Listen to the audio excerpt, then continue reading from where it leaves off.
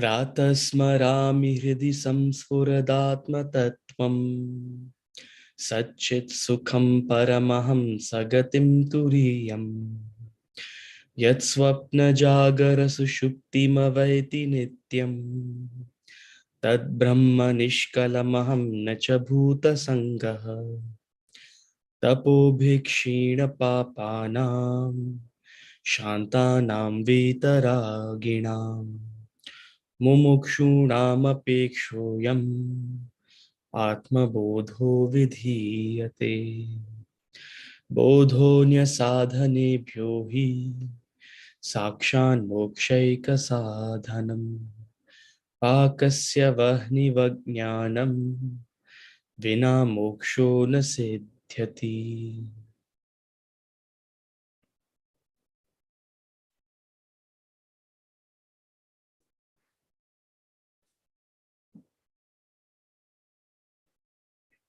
Hari Om.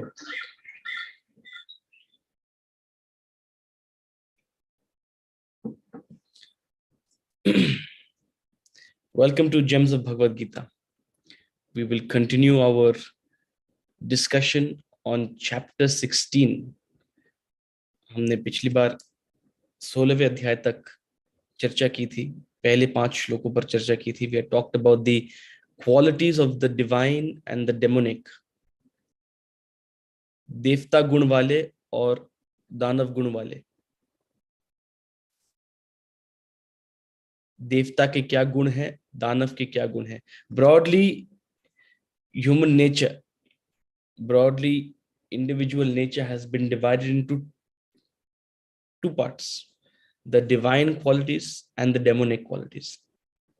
Nobody is fully divine, nobody is fully demonic. Nobody is 100% devta, nobody is 100% danav. Everybody is somewhere in the middle. Everybody is somewhere in the middle. Now, what are divine qualities and what are demonic qualities? You can't just get up and say, I am a divine person. A person who has been on the spiritual path, as a result of their effort, as a result of their tapas, as a result of their conscious work on the spiritual journey, they develop the divine qualities. And we saw 26 qualities. I don't know how many you remember. In fact, I should have taken a poll, maybe list how many divine qualities you can remember. We had seen 26 qualities. It started with abhayam, fearlessness, sattva samshuddhihi, steadfastness in knowledge, yoga, charity, self-restraint, yajna, self-study, austerity. I can go on. Harmlessness, ahimsa bhav, satya bhav, the alignment with truth, absence of anger, akrodha, uncovetousness, aliptvam, gentleness, komal bhav, tejas, spiritual luster, kshama bhav, forgiveness, shaucham, cleanliness, purity. So these are all some of the numerous qualities we discussed. Of the divine. And after discussing the 26 qualities of the divine, we saw simply 6 qualities of the demonic. 26 qualities for the divine, just 6 qualities for the demonic. वैसे demonic qualities की कोई कमी नहीं है. There's no shortage of negative qualities. But what is one reason perhaps why is mentioned 26 qualities of the divine and just 6 of the demonic is to perhaps pass a message. Developing these demonic quality, developing the divine qualities is not easy. It takes a lot of effort. It takes a lot of time. It takes a lot of dedication. It makes you have to put in that tapas. But these demonic qualities, even if one of them enter your personality, and it takes no effort. It takes no effort. In fact, lack of effort will give rise to demonic qualities.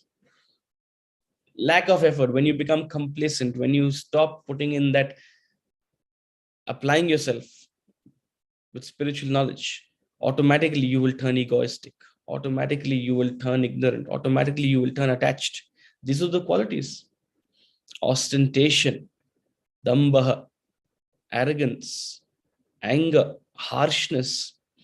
And we talked about how all of these were related to desire, an unfulfilled desire. Two things, ego and desire. Mama bhav and ichha. So ego and desire, these were all 6 qualities of the demonic was surrounding around these two things. And it just doesn't take effort. It doesn't take effort to be a victim of your desire. It doesn't take effort to be a victim of your ego. Wherever you stop being aware, wherever you stop putting in the effort, ego will creep in. Ego will creep in. Even for someone who has been studying this knowledge for years and years and years, if they stop putting in the effort, if they stop following their discipline, the ego will creep in. I'm talking from experience. Wherever there is a fall in your effort, in your shraddha, in your dhriti, automatically the ego will creep in. You will develop these demonic qualities. So point being, developing the divine qualities takes time, and they are numerous. It takes effort, but demonic qualities take no effort. And even one quality can ruin it all. You have all the virtues in the world, but one negative quality, and that's made a mess of your personality. जब हम Shakespeare पढ़ते हैं, this is exactly what we see. Macbeth had so many beautiful qualities, so many wonderful qualities, but what? One negative quality, one weakness. That's why it's called a tragedy. In literature, tragedy का क्या मतलब होता है? Tragedy का मतलब होता है something that could have been so different, something that could have been so nice, but ended up being disastrous. Why is it called a tragedy? Not because it's sad, not because it's bad. No, tragedy is because it could have been so different. बहुत अच्छा हो सकता था, but end में सत्यानाश हुआ. That's why it's a tragedy. When someone is very, very capable of doing good, of progressing, of growing, of developing, of serving, but they waste their life away. That's a tragedy. What could have been so good, but ends up, because of choices and because of circumstance, to be terrible. So, one negative quality, one demonic quality can ruin it all. That's what we discussed in the last time, in the last session. Now we will carry on with verse number 5. So he gives a clear direction. He gives a clear direction. If you develop these divine qualities, you are on the path of progress, on the path of liberation, moksha. And if you are on the demonic path, if you are not developing, then you will continue in bondage. It's a simple statement of fact. It's a simple statement of fact. Verse number 5. The path of the divine and demonic, what do they lead to? We'll chant it together.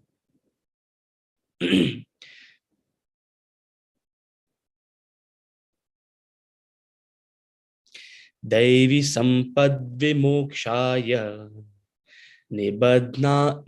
निबंधाय सुरीमता मा शुच संपदम दैवीम् अभिजातोऽसि पांडव दैवी संपद विमोक्षाय निबंधायासुरीमता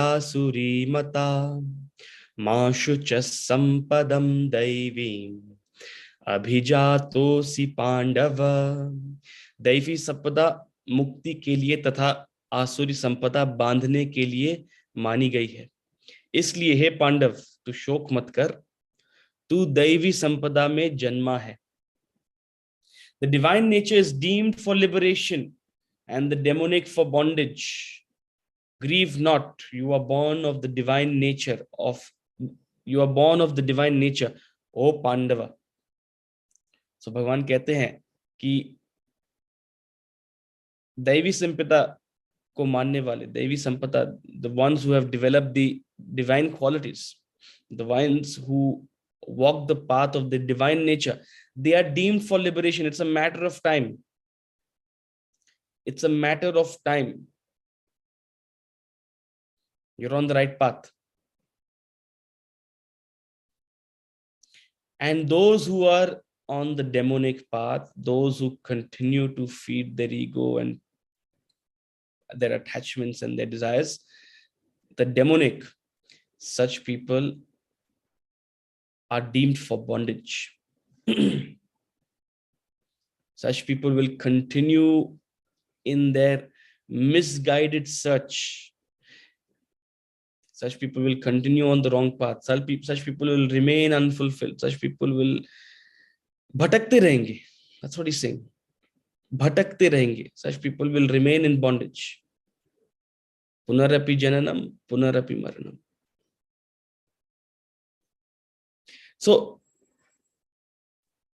the divine nature is a stepping stone to liberation. The divine nature is not the goal in itself. This is first thing we have to understand. ये जो divine qualities हैं, जो दैविक गुण हैं, they are not the goal. They are not the end in themselves.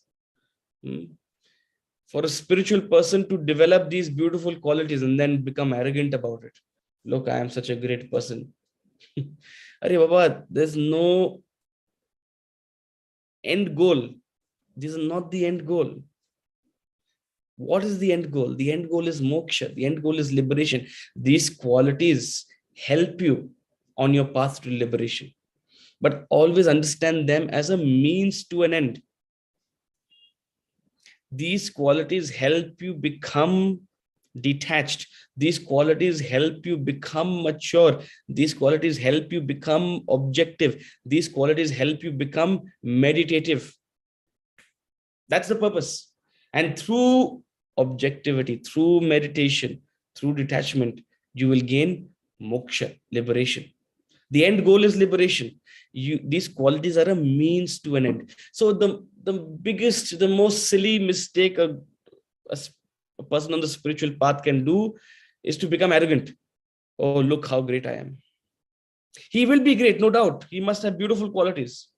But that thought that I am superior, that I am great, I have developed these beautiful qualities, even that thought, it's like a hit wicket. Cricket mein hit wicket hota hai na? Like you don't need the bowler to get you out. You yourself get yourself out. You yourself get yourself out. You yourself smash your wicket with your own bat. Hit wicket.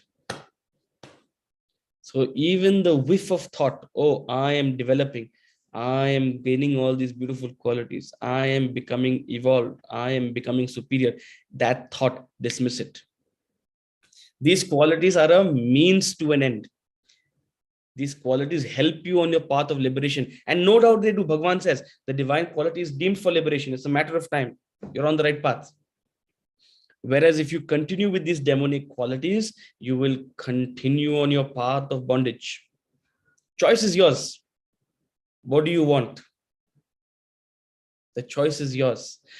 And naturally, hearing this, people will get worried. Oh my God. Now, which quality? Where do I fall? Where have I come? Am I going to become liberated, or am I going to continue in my bondage? Natural for people to, if I'm saying all of these things, it's natural for you to even have that thought. So Bhagavan says, grieve not, shok mat karo, ma shuchaha. Grieve not, O Pandava. Grieve not, O Arjuna. Grieve not, O sadhaks. You are born of the divine nature.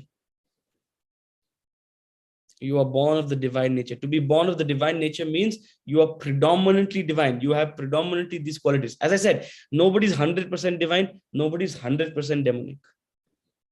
It's about the proportion. किस मात्रा में क्या भारी है? What is more proportionate? क्या आप में दैविक गुण भारी है या फिर आसुरिक गुण भारी है? Do you have more proportion of divine qualities or more proportion of demonic qualities? So he says you are born of the divine nature. You have more predominant divine. See, the very fact that you and I want to come here and discuss this knowledge, the very fact that you want to gain knowledge itself, the very fact that you want to learn means there's a good amount of divine in you. Now, don't get carried away. I am a divine person. See, what is the quality of a demonic person? Such a person is ostentatious. Such a person is arrogant. Such a person thinks they know. The very fact that you are seeking knowledge, the very fact that you're seeking to learn means what? You have acknowledged that maybe I don't know everything. That's a big step forward. That's a big step forward. So don't worry how great you are, how far you are, how much negativity you have.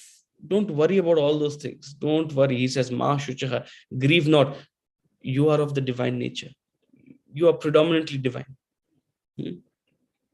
If you put in effort, it's a matter of time before you evolve. So that's why Bhagavan says, grieve not. You and I are all Arjunas. It's natural for us to feel worried, anxious. Oh my God, are we going to evolve? Are we actually going to be on the right path? Are we actually doing the right thing? So first of all, he says, focus on these qualities. Focus on these throughout the Bhagavad Gita, chapter 12, 13, 16 now. He has given us n number of qualities. These are all yardsticks.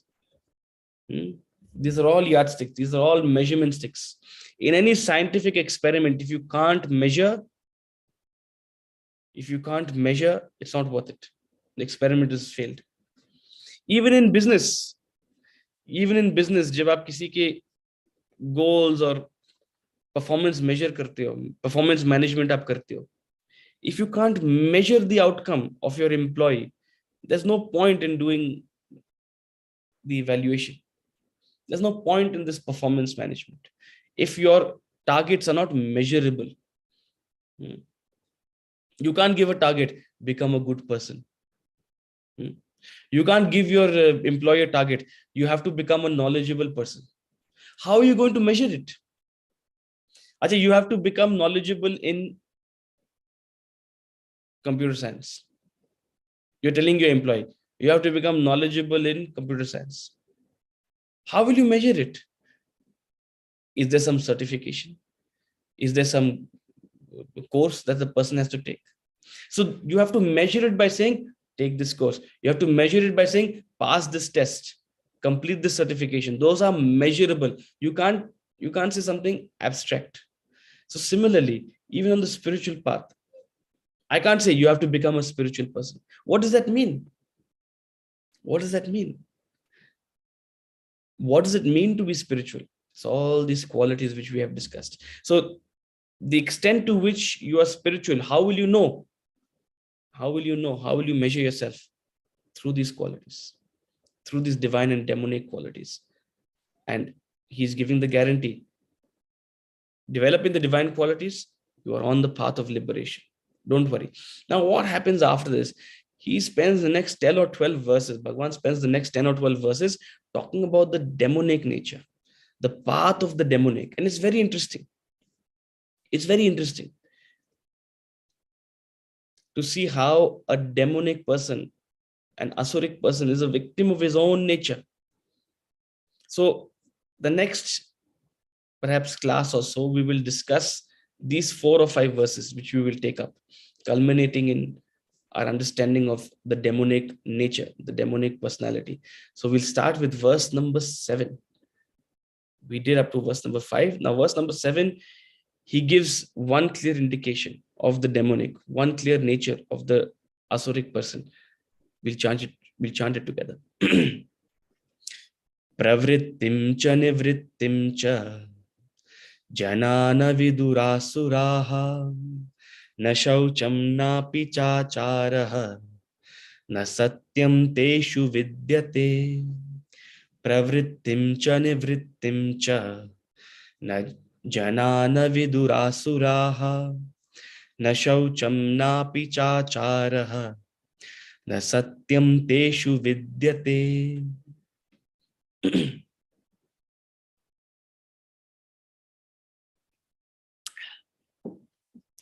असुर जन प्रवृत्ति और निवृत्ति भी नहीं जानते, उनमें न शौच है, न श्रेष्ठ आचरण है, और न ही सत्य होता है.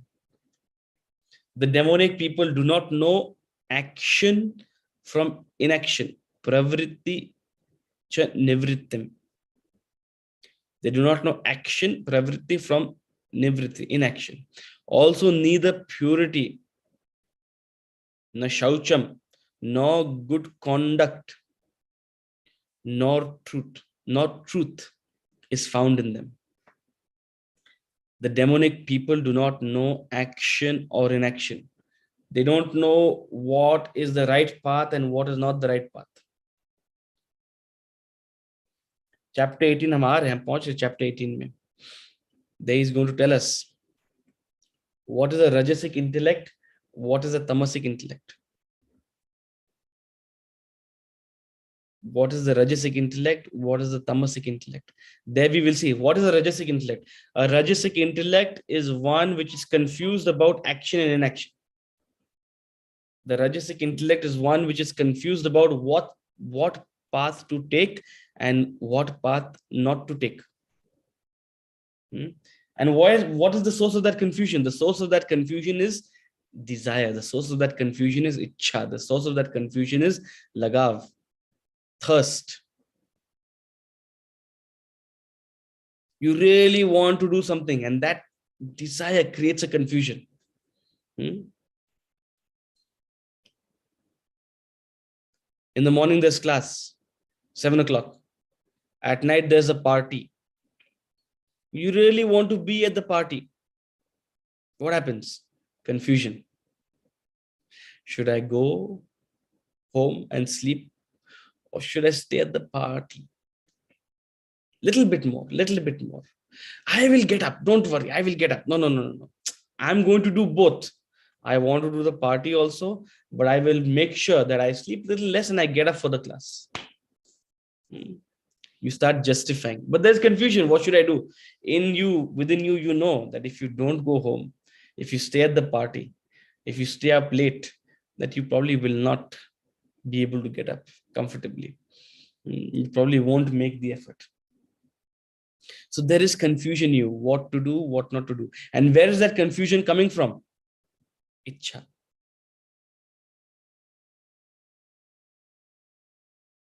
That confusion is coming from a conflicting desire. And the more the conflicting desires, the more the thirst, the more the unfulfilled desires, the more this confusion. And then he says, the Thomasic intellect, the Thomasic person. Who is a Thomasic person? A Thomasic person is one who sees right as wrong, who sees inaction as action and action as inaction, who sees right as wrong, a Rajasic person is confused. A Thomasic person is convinced, but ulta. जो करना चाहिए वो नहीं करता, जो नहीं करना चाहिए वो करता है, and he thinks that's the right thing to do. I don't need to study all of this Gita and all. Later, if at all. Life is to party. Life is to live it up. That conviction, you can't argue with that. You can't argue with that. Please, I'm not saying everybody needs to get up in the morning and study the Bhagavad Gita. It's their life. They have to choose what to do with it. But you can't argue with someone who's convinced. So there's no point arguing. So the demonic people do not know action from inaction. Pravrittim cha nivrittim. Either they are confused if they are Rajasik, or they are convinced about the Ulta if they are Thomasic. And no matter how many people tell them the contrary, no matter how many scriptures tell them the contrary, that confusion will remain. For thousands and thousands of years, the sages have been telling us, Mudhamate, oh fool, you're looking in the wrong place. Oh fool, do not fall prey to the false promises of the world. Oh fool, do not become attached to things and beings. They are temporary, they are passing. The scriptures have been telling us it's nothing new. It's nothing new we're discussing out here. But what happens? Still, we remain confused. We remain attached. We remain convinced that what we are doing is right. So the extent to which we are demonic, we will not know what is pravrittim, what we should do and what we shouldn't do. That clarity comes from knowledge. That clarity comes from sattva. That clarity comes from the divine qualities. The extent to which you are demonic, to the extent to which you lack knowledge, you will not know the difference. Also, neither purity nor good conduct nor truth. Neither purity nor good conduct nor truth. At the intellectual level, there is no alignment with truth. A demonic person will be happy to follow the path of falsehood. There's no firm alignment with truth. He's happy to lie to himself and to the world. On the emotional level, no good conduct. And at the physical level, a lack of purity, a lack of cleanliness, a shaucham. So these are, he's describing what you see in a demonic person.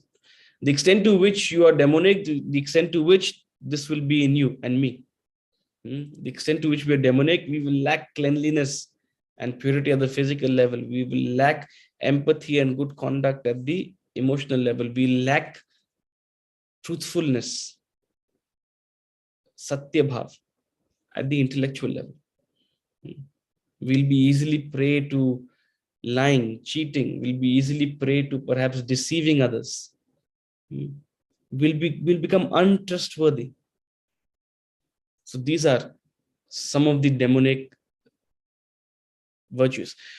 One thing which is predominant when you see a demonic nature is ego. One thing which is predominant in the demonic quality is ego. Ego is the heart of it all. So one, there is unfulfilled desire, which we talked about right now. The second is ego. Ego is in the heart of all demonic qualities.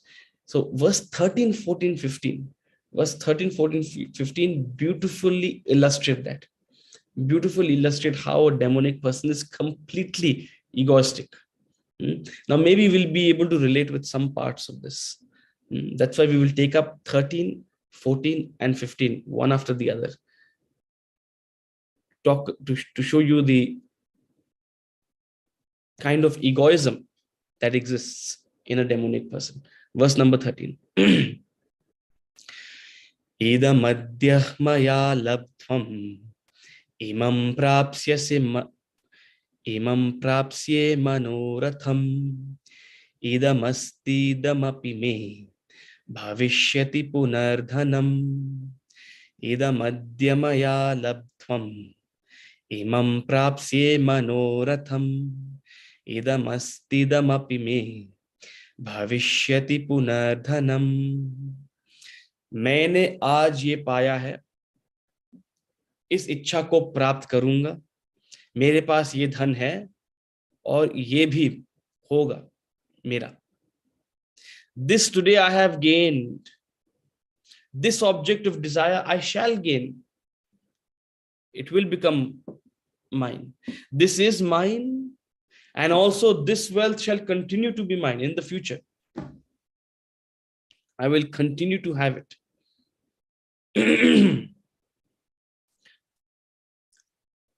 Let's follow the tone of this verse.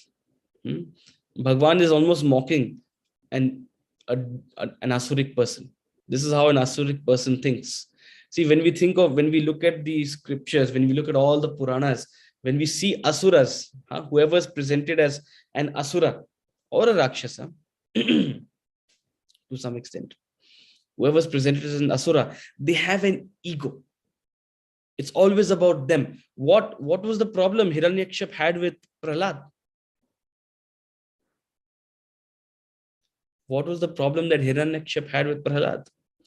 How dare you worship Vishnu? How dare you not worship me? Who is this Vishnu who you worship? Why can't you worship me? I am the Lord of the world. And every Puranic story about that is about the Asura trying to gain power. The Asura trying to become the Lord of the world. The Asura trying to become Maheshwara, as it were. So this attitude of egoism, this feeling of I am supreme, I am supreme, I am the doer, I alone exist. The entire thought is I. That's it. For an Asuric person, the entire world revolves around them. All they can think of is them, to the exclusion of others. All that they are bothered about is them. All they think they alone work. They think they alone contribute. They think they alone are worthy. And they think they possess and own. There's a sense of entitlement. There's a sense of ownership. So he says, this today I have gained. This today have I gained. Let's try to understand what is being communicated in this. Iska tone kya hai? This today have I gained. By my own effort, I have gained this. All the work I have put in for the last 20 years, this is what I have created. This is all my effort. This feeling is very common. I'm sure you and I must have felt it. It creeps in. Particularly when you have actually put in the work. Particularly when you have actually put in some effort. This today I have gained by my effort. And that I will gain also. This is mine. This belongs to me. I possess this. And also this will continue to be mine in the future. There's so much packed into this. Let's try to unpack it. First of all, is this feeling of doership. I am the doer. I have gained this. I have gained this. A central misconception of the ego. Blind to the contribution of others. First of all, blind to the contribution of others. The ego feels that it does everything by itself. The ego feels that it alone has put in the effort. It is not even aware of everything else that has contributed to it and continues to contribute to it. Maybe another person, maybe another thing. It has an incredible arrogance about one's own abilities. One never steps back to question, who gave you these abilities? Who gave you these qualities? Who gave you this body? Have you paid for this body? Who gave you this beautiful mind to think and feel and conceive? Ma kuru dhana jana yauvana garvam harati nimeshat kala sarvam. Adi Shankaracharya tells us in verse number 11 of the Bhajagovindam. Ma kuru dhana jana yauvana garvam. Don't develop this arrogance. Dhana jana yauvana. Don't develop this arrogance about your wealth, about your status, about your youth. Don't develop arrogance. Whatever you have gained through the collaborative effort of everything, of everyone. Don't develop an arrogance about it. Why? Because life can steal it all away in a second. You think this is yours? You think it belongs to you? You think it'll stay with you forever? Don't test life. Life has given it to you, and life can take it away in a moment. Nalini dalagata jalamati taralam. Nalini dalagata jalamati taralam. Tadva jivit mati shaychapalam. Verse number 4 of the Bhajagovindam. Today is Bhajagovindam day. Life is fragile. Life is like a drop of water trembling on a lotus leaf. A drop of water on a lotus leaf. A lotus leaf is a greasy surface. So when a drop of water is there, it's just about to slide away. It's hanging there, unstable on the leaf. And maybe any moment, it'll just slide off. He says life is like that drop of water hanging on a lotus leaf. Any second, it can slide off. So this entire life, this castle that you have built in the air, all your wealth and your health and your possessions and your status and your name, this entire life you are imagining right now, it's very fragile. Don't develop an arrogance about it. But the Asuric person believes that he alone is the doer, that he alone possesses everything, and he alone will continue to possess. He shall continue. He says, this is mine, and this wealth shall continue to be mine. That arrogance, that everything is in his control.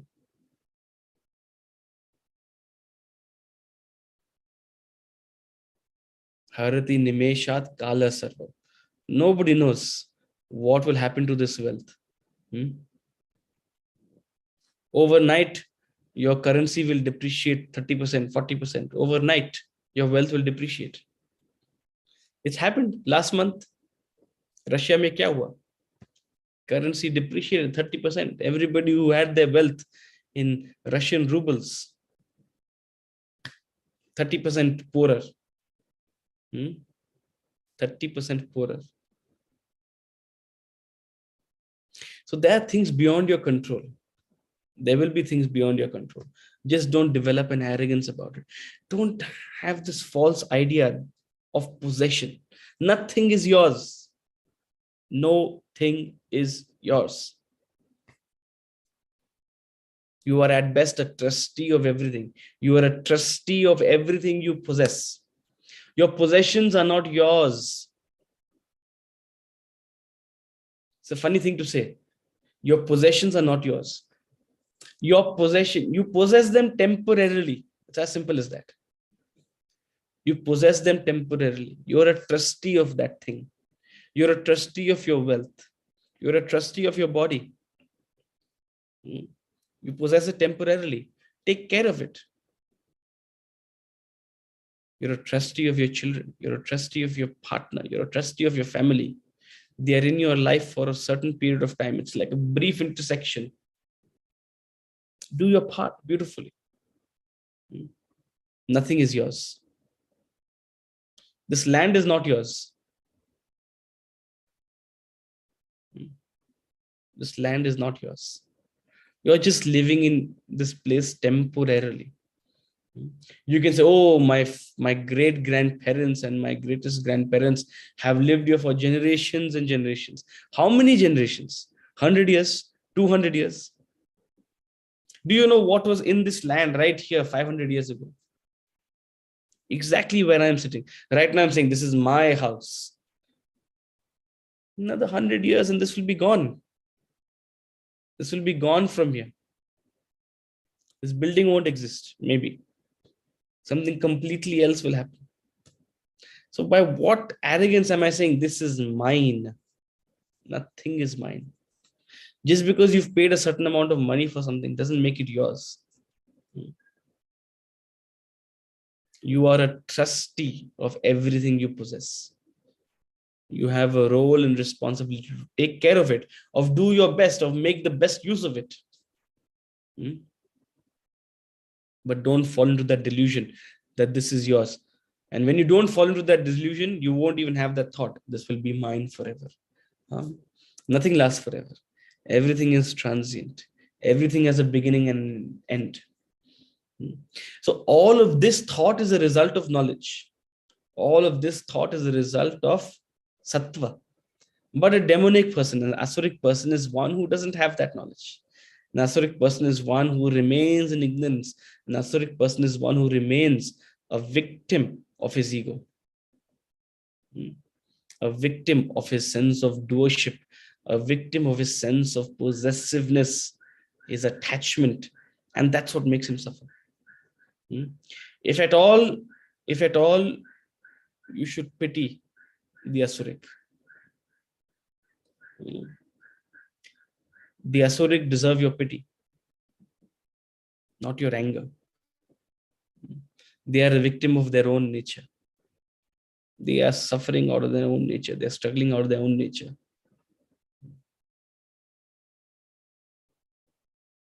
You can't do anything. So with that thought, we'll conclude today's class. So welcome back to this session. Welcome back to this season. We'll conclude our discussion today. I don't want to start a new verse just with 1 minute left. We will meet here again for the next 9 or so days, and we will cover chapter 16 and maybe even chapter 17. That's the target. And so we are on the final lap of our study. We are on the final lap of our journey. As you know, Bhagavad Gita has 18 chapters. So hopefully we will have a great time over the next 9 or 10 days and study together and continue our discussion. So with that thought, have a wonderful day. Thank you for joining us. Hari Om Tat Sat. Om Purnamadah Purnamidam Purnat Purnamudachyate Purnasya Purnamadaya Purnamevavashishyate. Om Shanti Shanti Shanti.